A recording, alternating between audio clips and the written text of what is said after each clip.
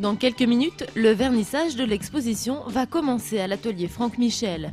Retour à la galerie où tout le monde s'affaire pour mettre en place les œuvres qui seront exposées et qui ont été créées par les artistes participant à la revue littéraire et artistique Loucan.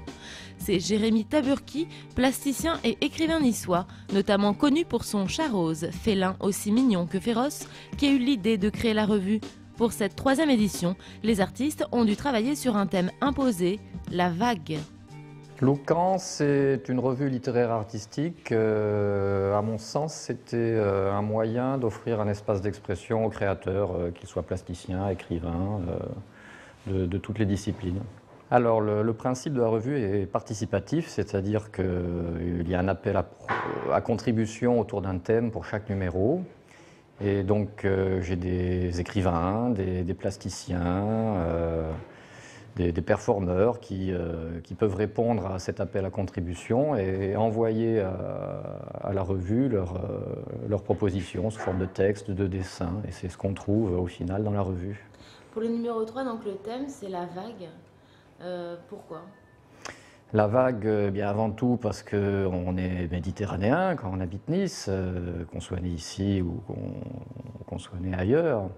Et puis la vague, c'est quelque chose sur un plan personnel qui me parle beaucoup parce que je suis un grand amateur des splendides caps que l'on a sur notre littoral, Cap Ferrat, Cap Martin, où j'adore me promener la nuit notamment.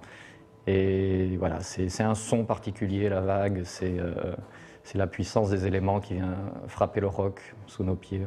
C'est une photo de Hugues Lagarde, qui est un superbe photographe. Et pour la couverture, il nous a proposé donc cette photo que je ne pouvais pas refuser, qui présente trois Chinois dans une position dont on se demande si elle est en conquête ou un peu dubitative. Il semble attendre une éventuelle vague.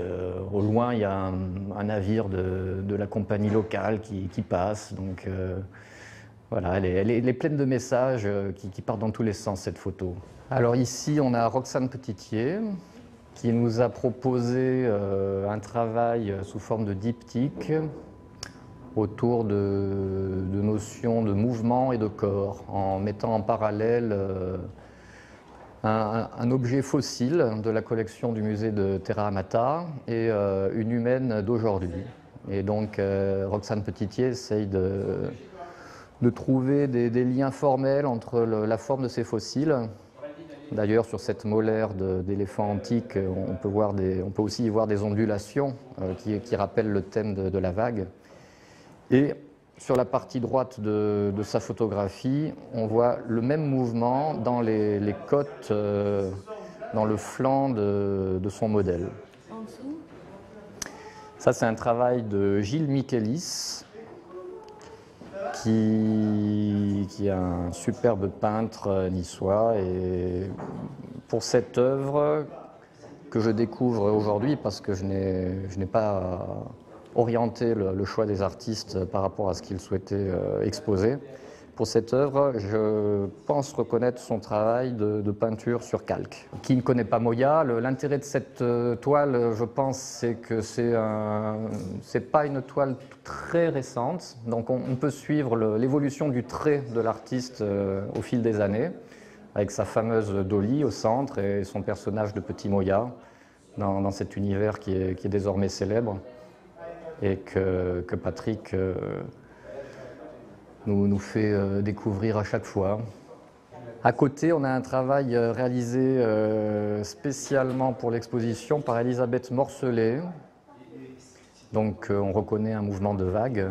Alors, pour cette œuvre aussi, je la découvre en même temps que vous. Je pense qu'elle a fait un superbe travail tout en finesse, notamment sur la matière, sur la texture, et qui permet de rendre cet effet-là. Sosno m'a fait le plaisir de manière régulière de participer à la revue et il a accepté de manière tout à fait simple de participer à cette exposition. Donc on reconnaît sa très fameuse tête au carré. C'est un travail en plexiglas, tout en profondeur, voilà, de surface plane qui se chevauchent et qui donnent une impression de de volume, tout à fait intéressante. Moi, je suis fan de Sosno et voilà, cette œuvre me tente bien, je dirais. Alors, en ce qui me concerne, toujours ce travail autour du charreuse. Le cordonnier étant le plus mal chaussé, je n'ai pas eu le temps de faire de toile sur le thème de la vague. Mais Franck Michel, qui nous accueille très généreusement, a pioché dans son stock pour exposer ça, et je l'en remercie, comme je le remercie pour sa gentillesse. Le charreuse, c'est un alter ego, c'est le moyen pour moi de m'exprimer, d'exprimer des idées, parfois subtiles, malgré une forme simple du trait. C'est ce que j'aime bien faire dans mon travail. Aller dans une simplification du trait pour exprimer des choses peut-être plus sensibles. Mais le charreuse, en fait, il a parfois des messages très acides. Là, par exemple... Alors, sur la tranche, j'écris des messages qui viennent souligner le propos graphique de la toile. Ça peut être des messages, en effet, acides, cyniques, pas forcément gentillés, hein, ça dépend de mon humeur. Quand je commence une toile, je n'ai pas d'a priori. Donc, je laisse libre cours à mon crayon, puis à mon pinceau, et vient ce qu'il vient. Voilà. J'aime bien cette spontanéité. Et en haut, par exemple, on a une toile qui est peut-être un peu plus inhabituelle, qui a un travail autour de rêves que l'on peut faire, que l'on appelle des rêves de castration. On perd ses dents, où on se retrouve nu au milieu d'une foule, ce genre de choses. Voilà. Le charreuse étant représenté régulièrement avec une queue, bon, il m'a semblé évident de la couper ici. Loucan pour vous, c'est lié donc au chat? Il y a le chien, il y a le chat, tout ça se complète. Hein. Ça me semblait un clin d'œil assez amusant à faire. Parce que les gens qui me connaissent, c'est surtout au travers du charreuse. Donc si en même temps je peux amener une petite touche canine et incisive sur ce thème-là, ben, il fallait le faire. Et puis voilà. Ça veut dire quoi, Loucan? Loucan, c'est le chien, c'est aussi un acronyme, c'est l'acronyme de Chronique artistique niçoise. J'aime bien, en effet, mixer les générations d'artistes et les styles. Après, j'aime pas forcément parler de niveau, même si, bon, il faut pas se voiler la face, mais c'est vrai que j'aime bien cette générosité qu'ont les gens qui ont une certaine réputation sur le marché de l'art local, de bien vouloir se mêler à des artistes débutants. Ouais. Ça, c'est un peu aussi l'intérêt de cette revue. La revue coûte 5 €. À l'origine, je voulais la faire gratuite, mais le fait de mettre un prix permet d'entrer dans les réseaux des libraires, qui sont aussi un réseau très intéressant, très important pour les artistes. Et c'est un moyen donc de mieux diffuser leurs œuvres. Et le but aussi, c'est qu'on puisse conserver la revue dans sa bibliothèque? C'est pour ça que le support, j'ai fait un effort sur le support, sur l'impression. C'est un format livre de poche avec une couverture satinée assez agréable. Donc voilà, c'est pas ce qui coûte le moins cher à faire, mais au moins c'est un livre qu'on a envie de garder et en effet de mettre dans sa bibliothèque. Ouais. Et à l'heure de l'hystérie virtuelle, vous pensez que ça peut marcher?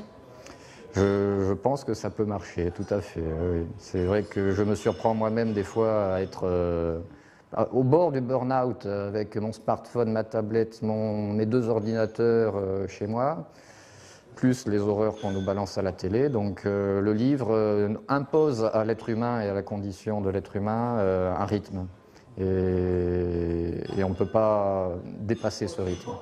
Donc c'est un moyen de se poser, de respirer, et surtout au travers de thèmes aussi évidents comme la vague, de se poser peut-être les vraies questions, les bonnes questions.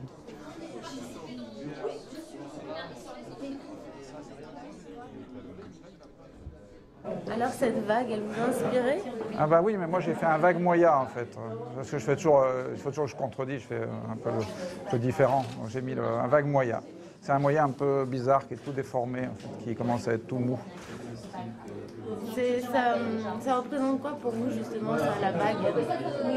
La vague, je dirais, il y a la nouvelle vague. Hein. On pense aussi à la nouvelle vague, donc on est moderne et tout. Parce que les artistes veulent toujours être modernes, ils veulent toujours être en avance, donc ils rêvent d'être la nouvelle vague. Mais moi, bon, je suis un peu... je ne sais pas si je suis une nouvelle vague, en fait. J'étais un peu coulé, moi, je suis au fond. Et ce genre de proposition qui est faite, ce nouveau magazine Loucan, ça vous en pensez quoi? Moi j'aime bien ce genre de choses. Quand j'étais jeune, j'avais créé, quand j'étais à la Ville Arson, j'avais créé le fanzine de la Ville Arson qui s'appelle Reptile Hostile, dans lequel avait publié Fernandez et d'autres gens, enfin de bande dessinée, c'était de la bande dessinée à l'époque. Donc moi j'adore les fanzines puisque j'ai créé des fanzines, j'ai travaillé pour des fanzines en plus, donc c'est un peu comme un fanzine. Là. Je pense qu'il faut que les artistes se réunissent. Ce qui serait bien, c'est aussi que tous les styles se réunissent, c'est-à-dire qu'il n'y ait pas seulement un groupe ou un autre groupe, mais qu'arriver à mixer l'ensemble des styles, en passant de la Ville Arson jusqu'à des gens qui sont dans des squats, d'arriver à tout mélanger pour créer vraiment une vraie émulation, une sorte de, vraiment de nouvelle vague en fait. C'est un vague moya, voilà. Les stamps s'appelle un vague moya. Il est un peu vague et puis en plus il a même un truc dans la tête, c'est son imagination, mais bon. Il y a une petite Dolly qui sort de... Et puis il y a évidemment mon nom, parce que moi je mets toujours mon nom pour être sûr qu'on me reconnaisse. J'ai toujours peur qu'on ne me reconnaisse pas, donc je mets mon nom dedans. J'y participe depuis le tout premier, parce que c'est vrai qu'au départ, je trouvais ça très intéressant. Je connaissais Jérémy, on exposait ensemble dans la même galerie. Et puis voilà, donc il m'a emmené avec lui sur son petit navire Loucan. Et du coup, ça a enchaîné sur le deuxième et puis là le troisième. Voilà, moi ça me plaît, franchement, c'est super de participer à ces petits événements à chaque fois. Déjà, j'aime l'édition. Et puis, puisque je publie des livres, une vingtaine de livres là en 20 ans. Donc voilà, c'est vraiment tout un mix entre l'art et l'édition. Et la vague vous a inspiré? Oui. Alors il m'a demandé en fait de faire des dessins sur un petit peu, on va dire, le côté antique, avec des femmes, sirènes, voilà. Donc moi la vague, c'est la Méditerranée, c'est bon, nous on a des petites vagues, hein, mais il y a quelque chose que j'adorais faire quand j'étais ado dans notre mer de Nice, c'était de plonger dans les vagues. Donc on les attendait avec toute une bande d'amis, et puis dès qu'il y en avait, on se jetait dedans. C'est une série qui s'appelle Mouvement anthropomorphique, là. Il s'agit en fait d'un objet préhistorique, c'est une molaire d'éléphant antique. Et effectivement, dans cette vague et dans les côtes et le mouvement de cette demoiselle, on peut quand même être dans la thématique de la vague. Donc, on va dire que j'ai un tout petit peu surfé alors. Voilà. Moi, je suis photographe, je suis également vidéaste et danseuse performeuse. J'ai pas vraiment de spécialité, c'est-à-dire que c'est quand même la photo mon média principal. Mais généralement, quand je fais des photos, je fais danser mes modèles ou ce que j'appelle danser, c'est-à-dire que je les mets en mouvement. Je peux figer d'autres dans des vidéos. Enfin, j'aime mélanger les choses. Donc, quand je parlais de connecter les gens, c'est-à-dire que généralement, quand je crée un projet ou notamment quand je fais une exposition, une série photographique que j'expose, je crée également une performance. Pour justement inviter les gens à découvrir différentes disciplines artistiques et à mélanger les genres. Donc quand je fais des performances, je mélange la danse, souvent la vidéo ou la photo et la musique. Quand on est à Paris ou dans un bureau et qu'on cherche vague sur Google, on tombe, la première image, c'est celle-ci. Voilà. Donc le 13 mars, elle était affichée 10 917 fois, comme quoi la vague, on en a besoin. Elle a été téléchargée sur fond d'écran 1246 fois, envoyée en e-card 13 fois. Et aujourd'hui, je pense que, j'ai pas regardé le compteur, mais elle aura encore vécu. Évidemment, c'est un auteur inconnu qui a envoyé cette vague photographique sur Internet. Et donc moi, j'ai mis mon nom d'artiste, mais derrière. Voilà. Et donc cette technique est une technique à moi d'arrachage, c'est-à-dire c'est à coup de cutter que j'ai fait cette vague, comme un graffiti, donc sur la douceur apparente, c'est en fait un carton noir gratté au cutter. Voilà. Je trouve que c'est une bonne initiative, on commence à en connaître plusieurs dans Nice et c'est tant mieux. ça crée un buzz, ça crée du lien.